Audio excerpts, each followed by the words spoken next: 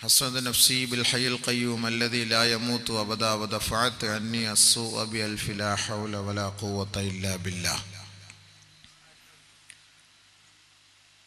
സദസ്സിലും സ്റ്റേജിലും ഉപവിഷ്ടരായിരിക്കുന്ന പണ്ഡിത ശ്രേഷ്ഠരെ, സുഹൃത്തുക്കളെ, വിശിഷ്ടാതിഥികളെ, നമ്മുടെ കോട്ടിക്കുളം ജമാഅത്തിൻ്റെയും കിസ്വായുടെയും സംഘാടക സമിതി അംഗങ്ങളെ, സംയുക്തമായി സംഘടിപ്പിച്ച ജമാഅത്തിൻ്റെ അഭിവന്യരായ നേതാക്കന്മാരെ, ഭാരവാഹികളെ, എന്നെ ശ്രവിക്കാനെത്തിയ നല്ലവരായ സഹോദരീ സഹോദരന്മാരെ, കുഞ്ഞുമക്കളെ, അസ്സലാമു അലൈക്കും വറഹ്മത്തുള്ളാഹി തആല വബറകാതുഹു. അല്ലാഹു സുബ്ഹാനഹു വ തആല അവൻ്റെ മഹലായ ഫള് കൊണ്ട് ഈ റബീഉൽ അവ്വലിൻ്റെ രാവിൽ ഹബീബായ റസൂലുള്ളാഹി സ്വല്ലല്ലാഹു അലൈഹി വസല്ലമ തങ്ങളുടെ ജീവിതത്തെയും അവിടുത്തെ ദർശനത്തെയും അവിടുത്തെ വഴികളെയും പഠിക്കുവാനും കേൾക്കുവാനും ചിന്തിക്കുവാനും നമ്മുടെ ശിഷ്ടജീവിതം ആ വഴികളിലൂടെ അനുധാവനം ചെയ്തുകൊണ്ട് അള്ളാഹുവിൻ്റെയും റസൂലിൻ്റെയും തൃപ്തി കരസ്ഥമാക്കി മരിക്കുവാൻ അള്ളാഹു ഈ പുണ്യമായ സദസ്സിൻ്റെ ബർക്കത്ത് കൊണ്ട് നമുക്ക് തൗഫീഖ് നൽകി അനുഗ്രഹിക്കുമാറാകട്ടെ. ഹബീബായ റസൂലുള്ളാഹി തങ്ങളുടെ ശഫാഅത്തിന് അർഹതയുള്ള യോഗ്യതയുള്ളവരാരെല്ലാമാണോ അള്ളാഹു തെരഞ്ഞെടുത്തത്, ഈ പുണ്യമാസത്തിൽ ഒരുമിച്ച് കൂടിയതിൻ്റെ ബർക്കത്ത് കൊണ്ട് അള്ളാഹു റബ്ബുൽ ഇസ്സത്ത് നമുക്കും ആ യോഗ്യത നൽകി അള്ളാഹു നമ്മളെ അനുഗ്രഹിക്കുമാറാകട്ടെ. നാളെ മഹ്ശറ വൻസഭയിൽ വിചാരണയുടെ വേളയിൽ ഹബീബായ റസൂലുള്ളാഹി സ്വല്ലല്ലാഹു അലൈഹി വസല്ലമ തങ്ങളോടൊപ്പം ശഫാഅത്ത് ലഭിച്ചവരുടെ കൂട്ടത്തിൽ സ്വർഗീയ സോപാനം അലങ്കരിക്കാൻ അള്ളാഹു നമുക്ക് ഓരോരുത്തർക്കും തൗഫീഖ് നൽകി അനുഗ്രഹിക്കുമാറാകട്ടെ. ബിറഹ്മതിക യാ അർഹമർ റഹീമീൻ. ബഹുമാനികളെ, കഴിഞ്ഞ വർഷം കിസ്വ മാത്രം സംഘടിപ്പിച്ച പരിപാടിയാണ്. ഇപ്പോൾ ഈ ജമാഅത്തിൻ്റെ കമ്മിറ്റി, കോട്ടിക്കുളം മുസ്ലിം ജമാഅത്ത് കമ്മിറ്റിയും കൂടി ചേർന്നുകൊണ്ട് വളരെ വിപുലമായ നിലയിലൊരു പരിപാടിയാണ് അൽഹംദുലില്ലാഹ് ഇപ്പോൾ സംഘടിപ്പിച്ചിട്ടുള്ളത്. അൽഹംദുലില്ലാഹ്, അല്ലാഹു റബ്ബുൽ ഇസ്സത്ത് പരിപൂർണമായി വിജയിപ്പിക്കുമാറാകട്ടെ. മദ്രസയുടെ 50-ാം വാർഷികം. അപ്പോൾ 50 വർഷമായി ഈ മദ്രസ പണിതിട്ട് എന്ന് മനസ്സിലാകും. 50 വർഷം. അപ്പോൾ ബഹുമാനമുള്ള സഹോദരങ്ങളെ, അപ്പോൾ അത് ഉടച്ചു വാർക്കേണ്ട സമയമായെന്നാണ് അതിൽ നിന്ന് നമുക്ക് മനസ്സിലാവുന്നത്. അപ്പോൾ ഇവിടെ പരിപാടി കഴിയുന്നതോടുകൂടി മദ്രസ പൊളിച്ച് പുതിയ മദ്രസ കെട്ടാനുള്ള അടിസ്ഥാനം, ബേസ്മെന്റിന് തുടക്കം കുറിക്കും എന്ന് മനസ്സിലാകുന്നു. അള്ളാഹു അതുപോലെ തന്നെ പൂർത്തീകരിച്ച് തരുമാറാകട്ടെ. കാരണം കുഞ്ഞുമക്കൾ പഠിക്കുന്ന മദ്രസയാണ്. കാലപ്പഴക്കം ചെന്ന് കഴിഞ്ഞ് അതെങ്ങാനും പൊടിഞ്ഞ് തലയിൽ വീണാൽ നമ്മുടെ കുഞ്ഞുമക്കൾക്കാണ് അതിൻ്റെതായ ആപത്ത്. അള്ളാഹു അവരെ സംരക്ഷിക്കുമാറാകട്ടെ. അപ്പോൾ അതുകൊണ്ട് അൽഹംദുലില്ലാഹ്, ആ വിഷയമൊക്കെ അവിടെ ഇരിക്കട്ടെ. അതൊക്കെ അതിൻ്റെ വഴി പോലെ അൽഹംദുലില്ലാഹ് പിന്നാലെ വരും, അതങ്ങ് നടക്കും. അള്ളാഹു അത് വിജയിപ്പിക്കുമാറാകട്ടെ. നബി സല്ലല്ലാഹു അലൈഹി വസല്ലമ തങ്ങളുടെ ജീവിതവുമായി ബന്ധപ്പെട്ട്, ഹബീബായ റസൂലുള്ളാഹി സല്ലല്ലാഹു അലൈഹി വസല്ലമ തങ്ങളുടെ ജന്മദിനവുമായി ബന്ധപ്പെട്ട് എല്ലാ വർഷവും അള്ളാഹുവിൻ്റെ റസൂലിനെ കുറിച്ച് നമ്മൾ മദ്ഹ് ഗാനങ്ങൾ പാടുകയും നബിതങ്ങളെ പ്രകീർത്തിക്കുകയും ഒക്കെ ചെയ്യുമെങ്കിലും നബി സല്ലല്ലാഹു അലൈഹി വസല്ലമ തങ്ങളുടെ വന്ന വഴി എങ്ങനെയാണ്, അവിടുത്തെ ജീവിതം, അവിടുത്തെ മാതൃക എന്താണ്, അവിടുന്ന് വന്നപ്പോൾ ഉണ്ടായ സംഭവങ്ങൾ എന്തൊക്കെയാണ്, നബി സല്ലല്ലാഹു അലൈഹി വസല്ലമ തങ്ങളെ അവിടുത്തെ കൊച്ചാപ്പ മൂത്താപ്പമാർ സ്നേഹിച്ചത് എങ്ങനെയാണ്, നബി സല്ലല്ലാഹു അലൈഹി വസല്ലമ തങ്ങൾക്ക് അവിടുത്തെ സ്വഹാബാക്കൾ നൽകിയ സ്ഥാനം എന്തായിരുന്നു, അള്ളാഹുവിൻ്റെ റസൂലിനെ കുറിച്ച് മാത്രം കേട്ട് പരിചയമുള്ള നമുക്ക് ബഹുമാനപ്പെട്ട പണ്ഡിതന്മാർ, ഉലമാക്കൾ, ഫുഖഹാക്കൾ, മുഹദ്ദിസീങ്ങൾ, മുഫസ്സിരീങ്ങൾ അള്ളാഹുവിൻ്റെ റസൂൽ സല്ലല്ലാഹു അലൈഹി വസല്ലമ തങ്ങളുടെ വരവുമായി ബന്ധപ്പെട്ട് നമുക്ക് പഠിപ്പിച്ചു തന്ന ചരിത്ര രേഖകൾ നമ്മൾ പഠിച്ചാൽ അള്ളാഹുവിൻ്റെ റസൂലിന് നമുക്ക് ഇപ്പോൾ നൽകുന്ന ആദരവിനേക്കാൾ ഒരുപക്ഷെ കൂടുതൽ നമുക്ക് നിബിതങ്ങളെ ആദരിക്കാൻ നമുക്ക് കഴിയും. നബി സല്ലല്ലാഹു അലൈഹി വസല്ലമ തങ്ങളെക്കുറിച്ച് അറിയണം, പഠിക്കണം, ചിന്തിക്കണം, മനസ്സിലാക്കണം. അവിടുത്തെ ജീവിതവും നമ്മുടെ ജീവിതവുമായുള്ള ബന്ധമുണ്ടാക്കിയെടുക്കണം. ഒരിക്കലും നബി സല്ലല്ലാഹു അലൈഹി വസല്ലമ തങ്ങളെ മാറ്റി നിർത്തിക്കൊണ്ടുള്ള ഒരു പ്രവർത്തനം നമുക്ക് ഒരിക്കലും ഭൂഷണമല്ല.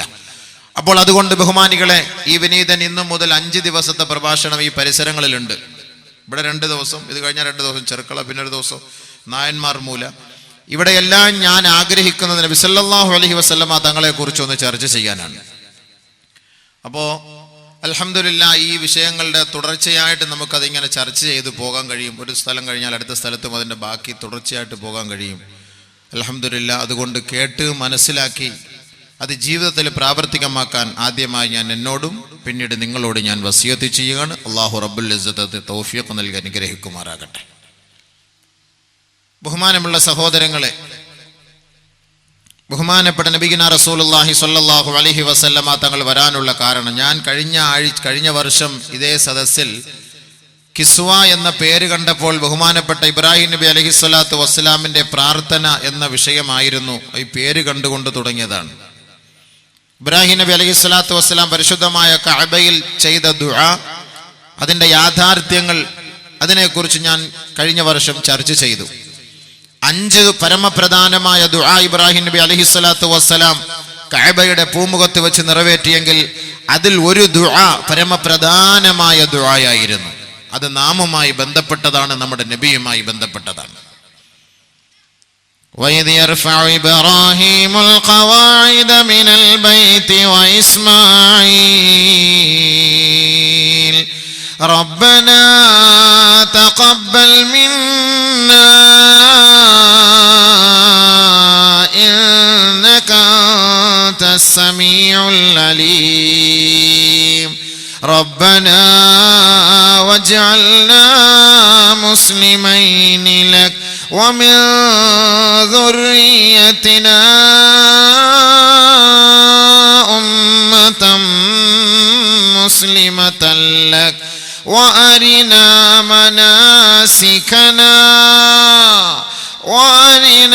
مَنَاسِكَنَا وَتُبْ عَلَيْنَا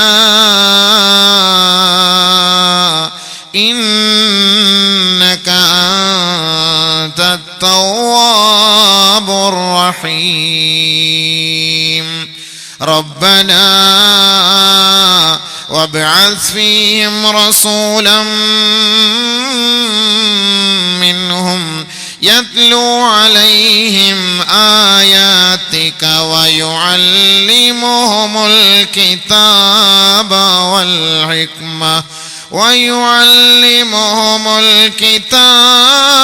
وَالْحِكْمَةَ وَيُزَكِّيهِمْ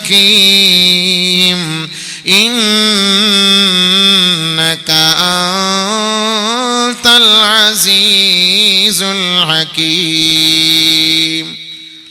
ബഹുമാനപ്പെട്ട ഇബ്രാഹിം നബി അലൈഹിസ്സലാത്തു വസ്സലാം പരിശുദ്ധമായ കഅബ ഷരീഫ് പണിത് പൂർത്തിയാക്കിയ പാടെ അല്ലാഹു റബ്ബുൽ ഇസ്സത്തിന്റെ ദർബാറിലേക്ക് നോക്കിക്കൊണ്ട് നടത്തിയ പ്രാർത്ഥന ശ്രദ്ധേയമാണ്. അല്ലാഹുവിന്റെ പ്രവാചകൻ ചെയ്ത ദുആയിൽ പരമപ്രധാനമായ ദുആ, റബ്ബനാ വബ്അസ് ഫീഹിം റസൂലൻ മിൻഹും യത്ലൂ അലൈഹിം ആയാതിക്. അല്ലാഹുവേ, നിന്റെ ഗ്രന്ഥങ്ങൾ പഠിപ്പിച്ചു കൊടുക്കുന്ന, അതോതി കൊടുക്കുന്ന, അതിൻ്റെ ഉള്ളടക്കങ്ങളും അധ്യായങ്ങളും അറിയിച്ചു കൊടുക്കുന്ന, അത് പ്രബോധനം ചെയ്ത് സമുദായത്തെ ഉദ്ധരിക്കുന്ന ഒരു ഉദ്ധാരകനായ, ഒരു അധ്യാപകനായ, അതിലൂടെ സംസ്കാരശൂന്യരായ ഈ അറബികളെ സംസ്കരിച്ചെടുക്കാൻ കഴിയുന്ന തരത്തിലുള്ള ഒരു പ്രബോധകനെ, ഒരു പ്രഭാഷകനെ, ഒരു പ്രവാചകനെ ഈ മണ്ണിൽ നീ നിയോഗിക്കണമേ റബ്ബേ. ഇബ്രാഹിം നബി അലൈഹിസ്സലാത്തു വസ്സലാമിന്റെ പ്രാർത്ഥന ശ്രദ്ധേയമാണ്. കഅബയുടെ മടിത്തട്ടിൽ നിന്നുകൊണ്ട് ആ മക്കയുടെ സ്പന്ദനം അറിയാൻ കഴിവുള്ള ഒരു പ്രവാചകന് വേണ്ടി 5000 വർഷങ്ങൾക്ക് മുമ്പ് മഹാനായ ഇബ്രാഹിം നബി ചെയ്ത ദുആയുടെ ഫലമാ. ബഹുമാനപ്പെട്ട ഖാലിദ് ഇബ്നു മഅദാൻ റളിയല്ലാഹു തആല അൻഹു റിപ്പോർട്ട് ചെയ്യുന്ന ഹദീസിൽ കാണാം, അന്ന അസ്ഹാബ റസൂലുള്ളാഹി സ്വല്ലല്ലാഹു അലൈഹി വസല്ലം, അല്ലാഹുവിന്റെ റസൂലിന്റെ സഹാബാക്കൾ ഖാലൂ ലഹു, നബി തങ്ങളോട് ചോദിക്കുകയാ, അഖ്ബിർനീ അൻ നഫ്സിക യാ റസൂലല്ലാഹ്, അല്ലാഹുവിന്റെ റസൂലേ, അങ്ങയെക്കുറിച്ച് ഞങ്ങൾക്കൊന്ന് അറിയിച്ചു തരുമോ? അവിടുത്തെ വ്യക്തിത്വത്തെ ഞങ്ങൾക്കൊന്ന് പരിചയപ്പെടുത്തി തരുമോ? ഹബീബായ റസൂലുള്ളാഹി സ്വല്ലല്ലാഹു അലൈഹി വസല്ലമ തങ്ങൾ സഹാബാക്കൾക്ക് നൽകിയ മറുപടിയാണ്, നഅം അന ദഅവതു അബീ ഇബ്രാഹിം, അതേ, ഞാൻ ഇബ്രാഹിം നബിയുടെ ദുആയാണ്. 5000 വർഷങ്ങൾക്ക് മുമ്പ് കഅബയുടെ പൂമുഖത്ത് വെച്ച് ചെയ്ത ഇബ്രാഹിം നബി അലൈഹിസ്സലാത്തു വസ്സലാമിന്റെ പ്രാർത്ഥനയാണ് ഈ വിനീതൻ നിങ്ങളുടെ മുന്നിൽ ഓതി കേൾപ്പിച്ചത്. ഇതേ ആശയമാണ് ഇബ്രാഹിം നബി അലൈഹിസ്സലാത്തു വസ്സലാം കഅബയിൽ വെച്ച് റബ്ബിനോട് പ്രാർത്ഥിച്ചത്. റബ്ബനാ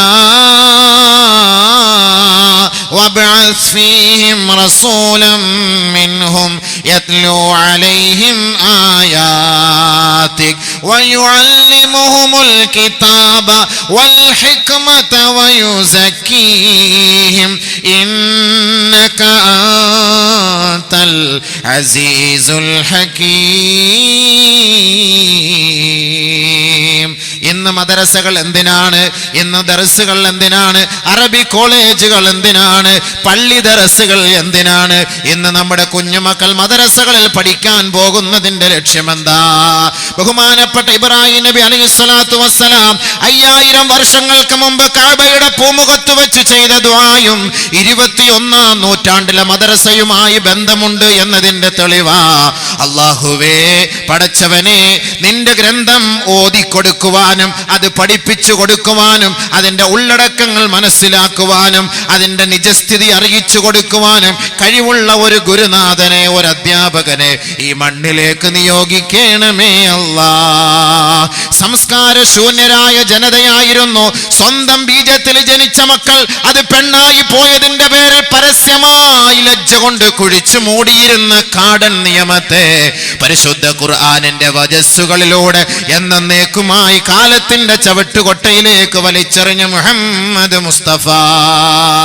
മക്കയുടെ മടിത്തട്ടിലൂടെ ഒരു ഗർഭിണി പെണ്ണ് നടന്നു പോയാൽ അവളുടെ ഉദരത്തിലേക്ക് നോക്കിക്കൊണ്ട് കാട്ടറബികൾ പരസ്പരം കൊഞ്ഞൊലിച്ചുകൊണ്ട് അവരോട് പറയും, ഒരു മാത്സര്യ ബുദ്ധിയോടുകൂടി ചർച്ച ചെയ്യും, ആ പെണ്ണിന്റെ ഉദരത്തിലുള്ളത് ആൺകുട്ടിയാണോ അതോ പെൺകുട്ടിയാണോ?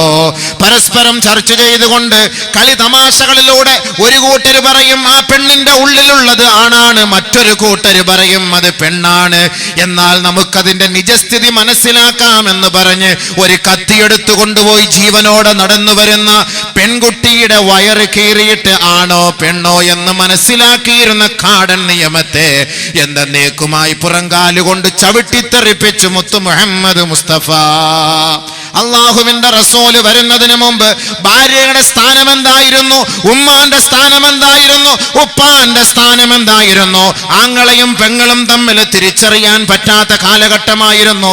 ലൈംഗിക ആവശ്യത്തിന് വേണ്ടി, ലൈംഗിക വീഴ്ചയ്ക്ക് വേണ്ടി സ്വന്തം ഉമ്മയെ പോലും സ്വന്തം പെങ്ങളെ പോലും ഉപയോഗിച്ചിരുന്ന കാടൻ നിയമത്തെ പരിശുദ്ധ ഖുർആനിന്റെ വജസ്സുകളിലൂടെ നിർമാർജനം ചെയ്ത മുത്തൊളി മുഹമ്മദ് മുസ്തഫ സല്ലല്ലാഹു അലൈഹി വസല്ലമ തങ്ങൾ ഈ ഖുർആനിന്റെ അധ്യായം ലോകത്ത് പഠിപ്പിച്ചതിലൂടെയാണ് അത് സാക്ഷാത്കരിക്കപ്പെട്ടതെങ്കിൽ അതിനെല്ലാം ഒരു ഉദാഹരണം മഹാനായ ഖലീലുല്ലാഹി ഇബ്രാഹിം അലൈഹിസ്സലാത്തു വസ്സലാം ആണെന്ന് അല്ലാഹുവിന്റെ റസൂല് പറഞ്ഞുവെങ്കിൽ ആ ഖുർആനിലൂടെ അല്ലാഹു ലോകത്തറിയിച്ചത് എന്താണ്? വയുസക്കീഹിം വയുഅല്ലിമുഹുൽ കിതാബ വൽ ഹിക്മ.